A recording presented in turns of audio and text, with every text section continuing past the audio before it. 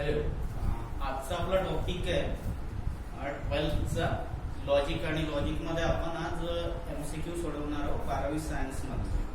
तर ठीक आहे, त्याच्यामध्ये सर्वात अगोदर आपण लॉजिकचं बेसिक बघून घेऊ की आपल्याला कशाची गरज आहे ह्या पूर्ण लॉजिकच्या एमसीक्यू सॉल्व्ह करण्यासाठी. चला, सर्वात अगोदर आपलं आहे ट्रूथ टेबल.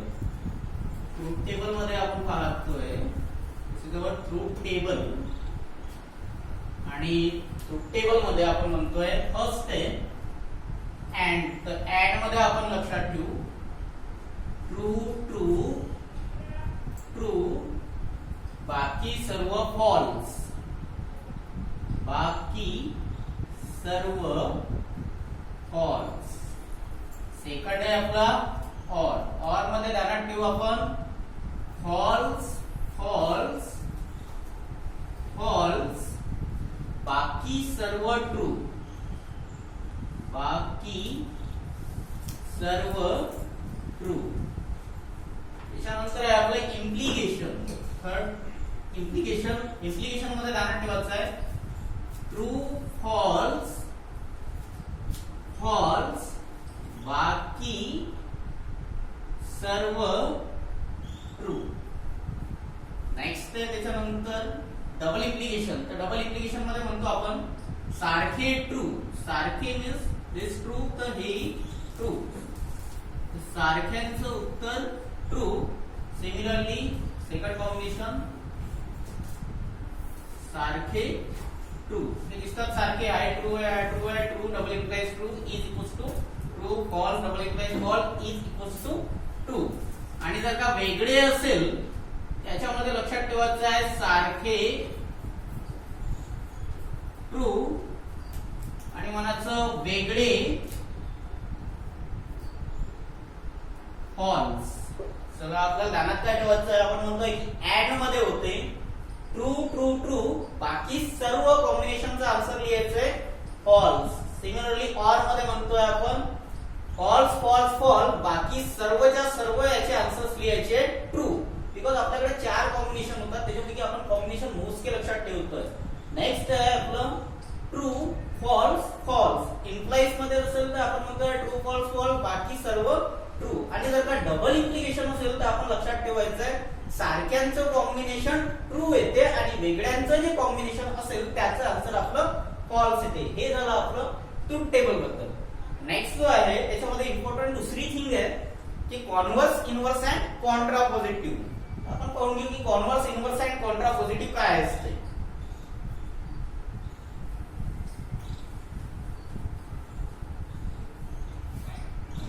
नेक्स्ट आहे converse, inverse and Contra positive.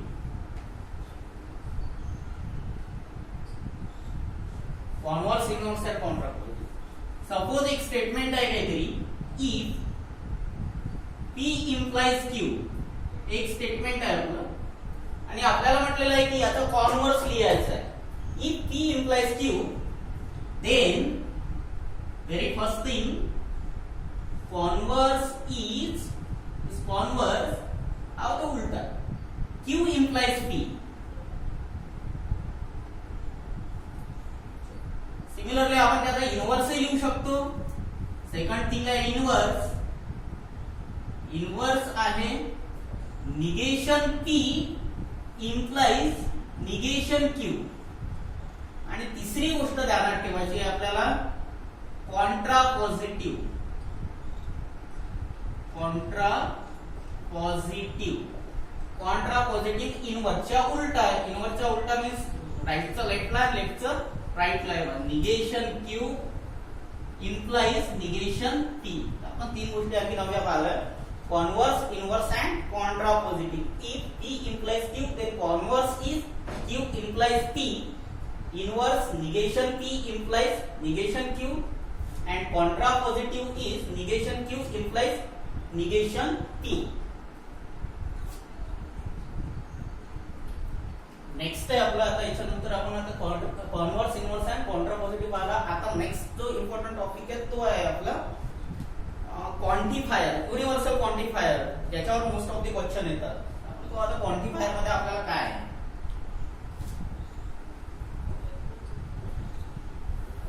आपल्याकडे दोन टाईपचे क्वांटिफायर आहेत. फर्स्ट क्वांटिफायर आहे युनिव्हर्सल क्वांटिफायर.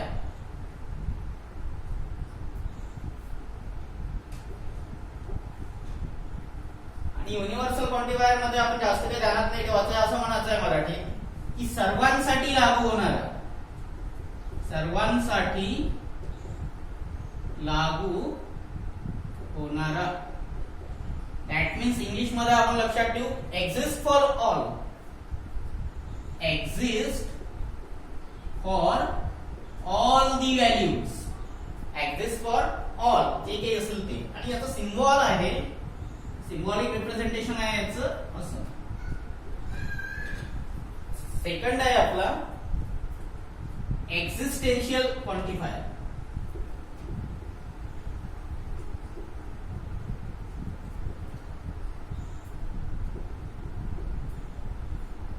एक्झिस्टेन्शियल मीन्स याच्या वर्ड मध्ये नावातच आहे याचं meaning. Existential means only for some values, काहीतरी मोजक्या कुठल्या तरी व्हॅल्यू साठी ते स्टेटमेंट लागू होईल, अदरवाइज लागू होणार नाही. तर इथे लिहून घेऊ आपण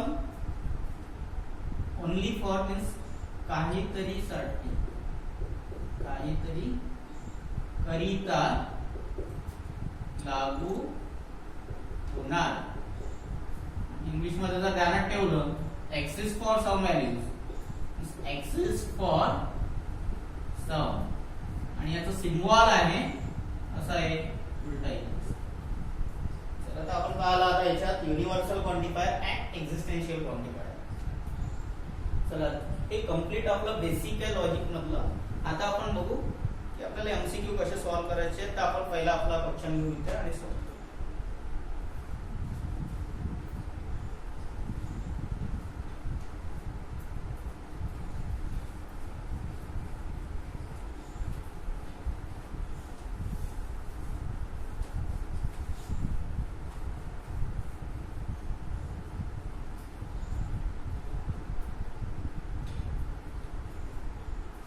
हे सर्व क्वेश्चन जे आहेत हे 2020 मीन्स यावर्षी जो सिलेबस अपडेट झालेला आहे त्यापैकीच हे सर्व क्वेश्चन्स आहेत.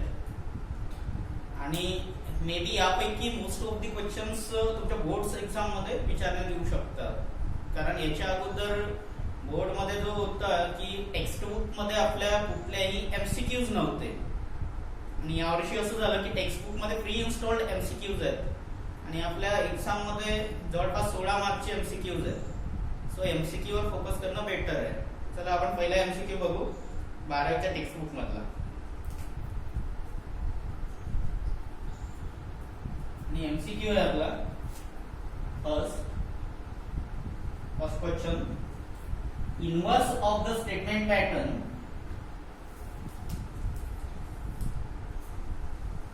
Inverse of the statement pattern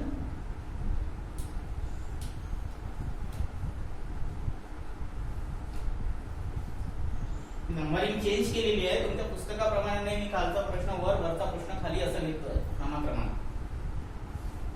inverse of the statement pattern P or Q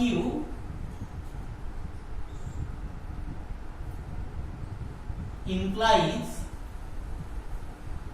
P and Q is, P and Q is, आणि इथे आपल्याला एमसीक्यू दिलेले आहे.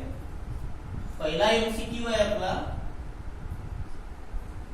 P and Q implies P or Q.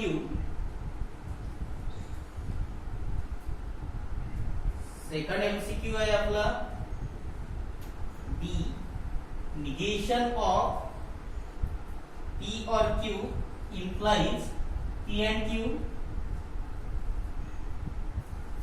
MCQ आपला C आहे, negation P and negation Q implies negation P or negation Q. आणि D आहे आपला एमसीक्यू, निगेशन पी और negation Q implies negation P and negation. तर आपल्याला लिहायचं आता क्वेश्चन आहे की inverse of the given statement. आपण आताच पाहिलं की इनवर्स मीन्स काय होते, तर आपण पाहिलं की इनवर्स मीन्स जर का P implies Q असेल तर त्याचा इनवर्स लिहितोय आपण Q implies P. Means first statement implies to second स्टेटमेंटचा जो इनवर्स आहे तर आपण काय लिहितो, सेकंडला पहिले लिहितो आणि फर्स्टला नंतर लिहितो. तर इझिली आपण लिहू शकतो inverse of this statement means P और Q हे एक स्टेटमेंट झालं. First statement is implies to second statement, second is nothing but the P and Q. Suppose आपलं सेकंड स्टेटमेंट झालं तर याचा जर इनवर्स लिहायचा आहे, याचा जर इनवर्स लिहायचा आहे तर आपण पाहिलेला आहे कॉन्व्हर्स, इनवर्स अँड कॉन्ट्रापोजिट. तर सर्वात अगोदर आपण कॉन्व्हर्स लिहू शकतो याचा, त्या स्टेटमेंटचा आपण पहिले कॉन्व्हर्स लिहू. इनवर्स आपल्याला डायरेक्टली लिहिता येणार, कॉन्व्हर्स लिहू. तर कॉन्व्हर्स जर लिहिला तर कॉन्व्हर्स आपण याचा उलटा लिहितोय. चला पहिले याचा कॉन्व्हर्स लिहून घेऊया. Converse, converse means second statement पहिले implies to this फर्स्ट, उलटा करायचं आहे. कॉन्व्हर्स झाला कॉन्व्हर्स. आता इनवर्स करायचं आहे तर आपण लिहू आता याचा इनवर्स. इनवर्स मीन्स हे उलट करतो. तर आपण इनवर्स म्हटलेलं आहे ना, जर का if P implies Q then converse is equals to लिहितोय आपण negation P, converse is equals to Q implies P. Inverse means negation P implies negation Q.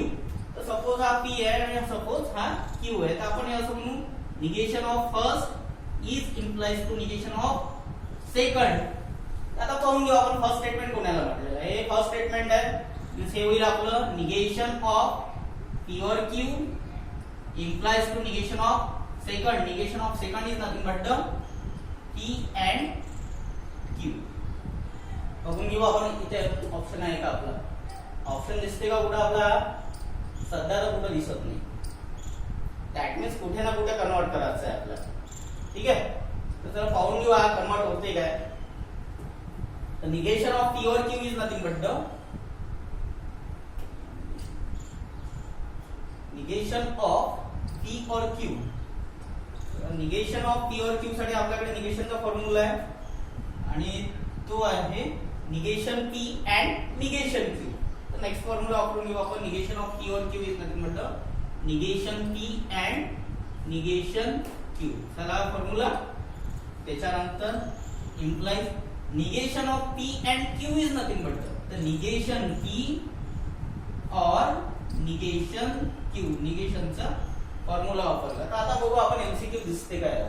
तर पाहू आपण negation P and negation Q is implies to negation P और negation Q. That means इथं जर पाहिलं आपण फर्स्ट नाहीये, second नाहीये, third, yes, that means option C is correct. तर आपला आन्सर आला ऑप्शन सी. पुन्हा एकदा मी रिपीट करतो. तर आपला क्वेश्चन आहे आपल्याला लिहायचं आहे inverse of the given statement. तर इनवर्स आपल्याला इझिली माहिती आहे की इनवर्स कसा लिहायचा. तर इनवर्सच्या अगोदर आपल्याला कॉन्व्हर्स लक्षात ठेवावं लागते. तर आपण म्हणतोय की जर का P implies Q स्टेटमेंट असेल तर त्याचा कॉन्व्हर्स लिहिला जाते Q implies P. आणि कॉन्व्हर्स जर का लिहिला तर आपण त्याचा इनवर्स लिहू शकतो negation P is implies to negation Q. By using this formula आपण हे कंप्लीट सॉल्व्ह केलेलं आहे.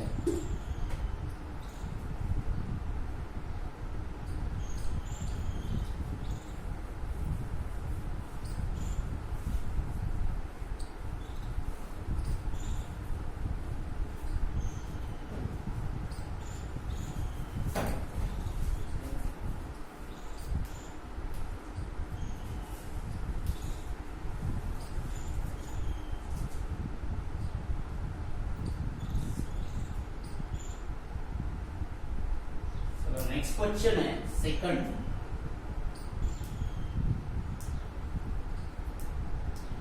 If P and Q is false, is F, comma P implies Q is false, means F, then the truth value of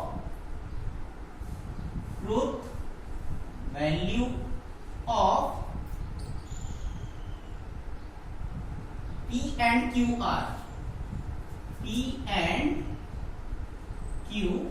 are आणि इथे चार options आहेत आपल्याला.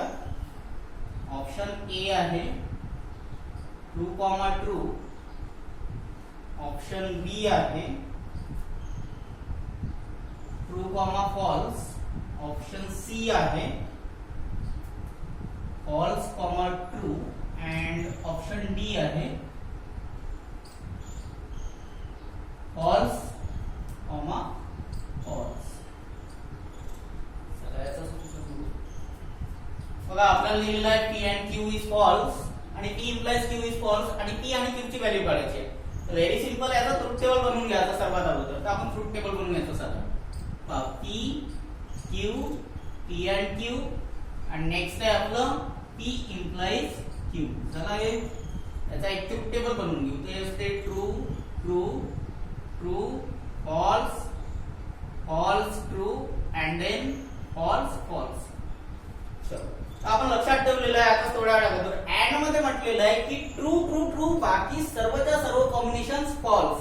तर पाहू इथं बघा ट्रू ट्रू ट्रू दिसते का या गल्लीत कुठे ट्रू ट्रू?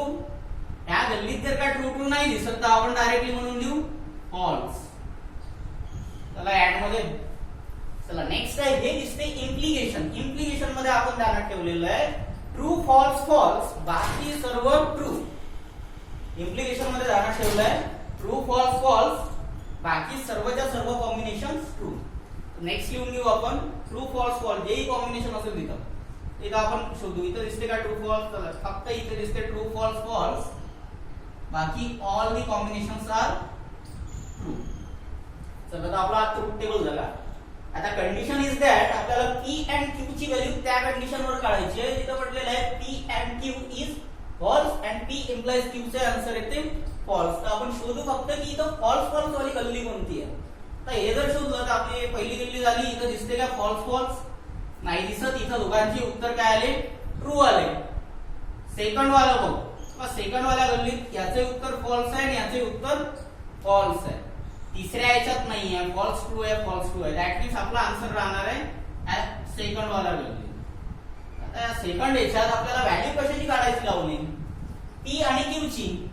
तर ऑब्विसली पा पी काय दिसते इथं? पी दिसते आपल्याला ट्रू आणि क्यू दिसते आपल्याला फॉल्स.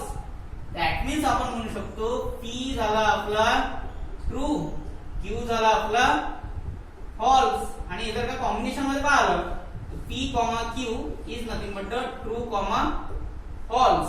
तर आपल्याला एमसीक्यू मध्ये आन्सर भेटेल option B true comma false.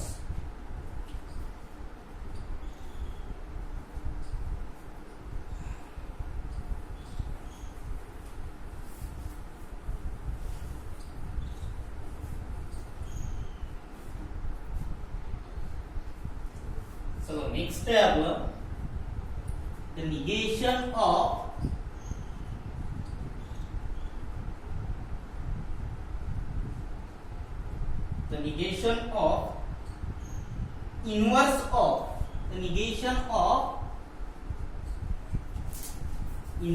of negation P implies Q is. याच्यामध्ये ऑप्शन ए आहे आपला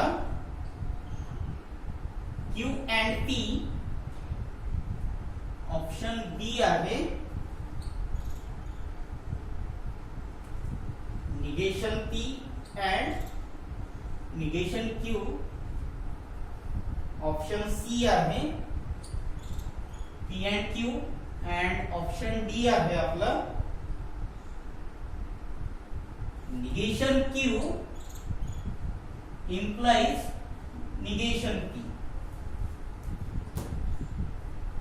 तर पाहून घेऊ. आपल्याला पहा आता इथे प्रश्न असा विचारलेला आहे, थोडासा किचकट सेंटेन्स बनवलेला आहे. The negation of inverse of this statement. Negation of inverse of negation P implies Q is. तर सर्वात अगोदर आपल्याला याचा इनवर्स लिहिणं आला तर आपण पहिले इनवर्स लिहून घेऊ. पहा इनवर्स कसा होतोय. आपण पहिले बघू की इनवर्स ऑफ दिस स्टेटमेंट. पहिले लिहू आपल्याकडे स्टेटमेंट आहे negation P implies Q. Inverse लिहिण्यासाठी सर्वात अगोदर आपण काय लिहितो त्याचा कॉन्व्हर्स. तर कॉन्व्हर्स लिहून घेऊ. काय त्याचा कॉन्व्हर्स होते बघा कॉन्व्हर्स. कॉन्व्हर्स मीन्स ओनली उलट हे बघा Q इम्प्लाइज निगेशन P. आता कॉन्व्हर्स कॉन्व्हर्सचा इनवर्स कॉन्व्हर्स इनवर्स मीन्स हे उलट सोबत निगेशन. तेव्हा हे इकडं लिहिलं आणि याला लावावं लागते निगेशन. इम्प्लाइज यालाही लावावं लागते निगेशन. हा झाला याचा इनवर्स. आता इनवर्स थोडासा सिम्प्लिफाय होते बघा. Negation of negation cancel means हे झालं P इम्प्लाइज निगेशन Q. हा भेटला आपल्याला इनवर्स. याचा इनवर्स झाला. आपला प्रश्न काय आहे निगेशन ऑफ इनवर्स मीन्स आता आपल्याला ह्या इनवर्सचं निगेशन घ्यावं लागेल. देअरफॉर म्हणू आपण निगेशन ऑफ इनवर्स. इनवर्स वाला स्टेटमेंट कोणतं आहे P इम्प्लाइज निगेशन Q. याला सिंबॉलिक फॉर्म मध्ये लिहितो पाहतो. निगेशनचं सिम्बॉल आपलं हे असं असतं. झालं. Of means this complete statement P implies negation Q. आणि निगेशनचा आपल्याकडे फॉर्म्युला आहे negation of P implies Q is nothing but इथे लिहितोय मी पहा negation of P implies Q is nothing but the P and negation Q. हा formula असतो. म्हणजे पहा हा फॉर्म्युला होता. पण negation of P implies Q is nothing but the P and negation Q. इथं P आहे. चला इथं येऊन जाईल आपलं P आणि लिहिला याच्या जागेवर अँड त्याच्यानंतर निगेशन. ठीक आहे निगेशन ऑफ दिस इथं Q च्या जागेवर काय आलं negation Q. Therefore negation Q. आणि समोर जर का सॉल्व केलं तर हे P and negation of negation cancel means आपल्याला भेटते P अँड Q. पाहू याच्यात ऑप्शन P अँड Q कुठे आहे. Option C is correct answer P and Q.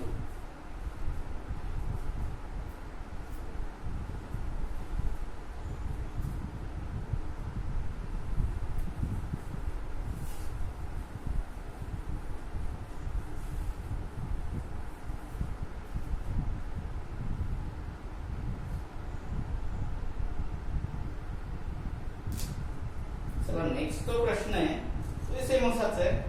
6वा प्रश्न. त्याच्यामध्ये निगेशन लिहायला लागतं. तर ते तुम्ही सॉल्व करू शकता. यामध्ये मी क्वेश्चन लिहून ठेवतोय हे तुम्ही प्रॅक्टिस साठी लिहावं एंड मध्ये. हा क्वेश्चन तुम्ही याचा होमवर्क म्हणून करायचं आहे. द निगेशन ऑफ सेम असाच्या असा फॉर्म्युला लावून